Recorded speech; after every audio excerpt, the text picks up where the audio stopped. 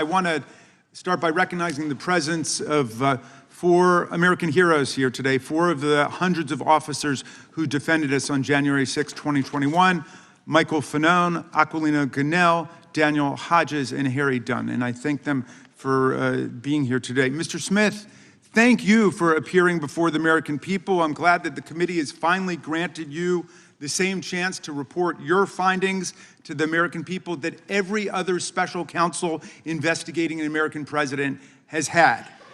The good chairman started by saying, it's all about the politics. Well, maybe for them, but for us, it's all about the rule of law and who's going to stand by the rule of law and who's going to oppose it. Now, Mr. Smith, you're one of America's great prosecutors. For nearly 3 decades, you worked for justice under both Republicans and Democrats. The Manhattan DA office, where you prosecuted sex crimes and domestic violence cases. The Eastern District of New York, where you prosecuted murderers, rapists, gangbangers, and other violent criminals. Leading the public integrity section at the Department of Justice, you brought prosecutions against corrupt public officials across the political spectrum. When you went to The Hague as chief prosecutor in the Kosovo trial, you prosecuted war crimes and crimes against humanity perpetrated against thousands of innocent victims. While others may have devoted their lives to corrupt self-enrichment, you have devoted your life to the rule of law and to public service. You've never been prosecuted for anything. You've never been convicted of anything. As far as I can tell, you've never even been the subject of a disciplinary proceeding over the course of your multi-decade career. But Donald Trump says you're a criminal and you belong in prison. He says you belong in prison, not because you did anything wrong, mind you, but because you did everything right. You pursued the facts, you followed the law, you stuck with extreme caution to every rule of professional responsibility. You had the audacity to do your job. Everybody here knows what you did wrong in Donald Trump's eyes and why he says you belong in prison. You found, and I quote from your sworn testimony before the committee, you found proof beyond a reasonable doubt that President Trump engaged in a criminal scheme to overturn the results of the 2020 election and to prevent the lawful transfer of power. When asked whether you believe the evidence was enough to obtain a criminal conviction against Donald Trump at trial, you had a one-word answer: yes. When asked if Donald Trump was responsible for the violence that took place at the Capitol on January 6th, you said, our view of the evidence was that he caused it and that he exploited it and that it was foreseeable to him. You found that Trump knew he had lost the election. How? Well, his own Attorney General, William Barr, repeatedly told him so and described all of Trump's theories as BS. Trump's top campaign advisors told him he lost the election. Vice President Pence told him he lost the election. More than 60 federal, state, and court decisions, including 8 rendered by judges he appointed to the bench, rejected every outlandish election fraud and corruption claim that he made. Trump himself even privately acknowledged it, gesturing to Joe Biden on TV and saying, quote, "Can you believe I lost to that effing guy?"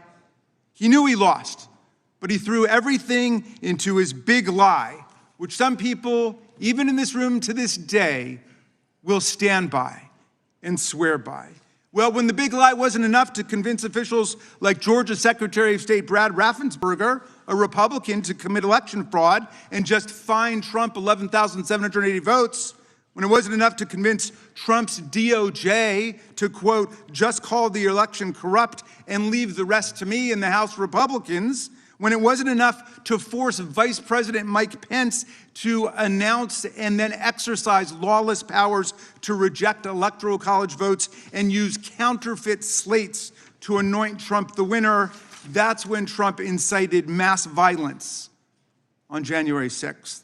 While more than 140 officers were being brutally assaulted by Trump's mob, while rioters beat them with flagpoles and sprayed them with chemical agents and crushed them in doorways, And while they chanted, "Hang Mike Pence," and chased the vice president out of the Capitol, Trump and his team worked the phones, calling not the National Guard, which was under the direct unilateral control of Donald Trump, but calling members of Congress, urging them to delay certification and to nullify the election results.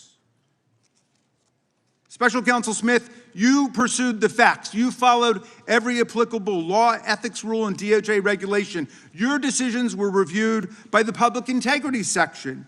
You acted based solely on the facts, the opposite of Donald Trump, who now has purported to take over the Department of Justice. He's in charge of the whole thing under his unitary executive theory, and he acts openly, purely based on political vendetta and motives of personal revenge, and he doesn't deny it. Our colleagues have complained about the special counsel's review of toll records, which are phone records like a phone bill, showing only the timing and duration of calls and containing no content, no substance whatsoever from the calls. But those records were lawfully subpoenaed because Donald Trump made those members of Congress relevant to the investigation. It was Trump who chose to call them to advance his criminal scheme. As you testified, Mr. Smith, if Donald Trump had chosen to call a number of Democratic senators, we would have gotten toll records for them too. I trust our colleagues get the point because America certainly gets the point.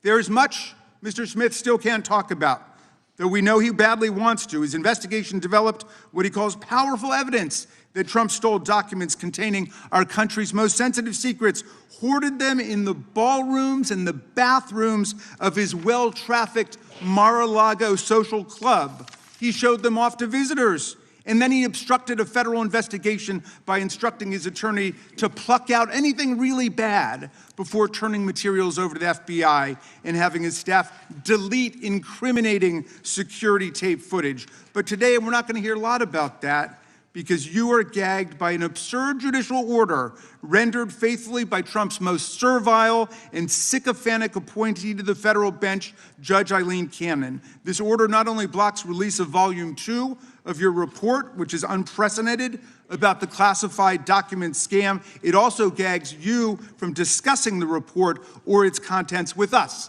with America. And so we don't know what's in it, but it must be pretty devastating because Donald Trump is desperate to keep Mr. Smith or any other DOJ official for all time from ever releasing it to Congress and to the American people.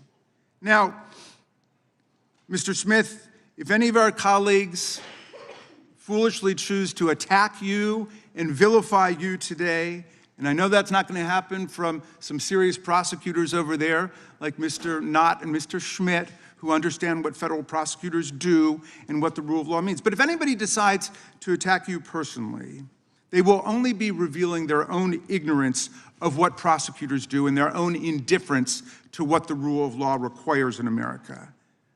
They will only be stroking the wounded ego of a lawless, twice impeached, convicted felon president who not only unleashed a mob against Congress and his own vice president, but is now pardoned and released into our communities hundreds of extremists, insurrectionists, and cop-beating felons who have proceeded to commit dozens more crimes against the American people since they were pardoned.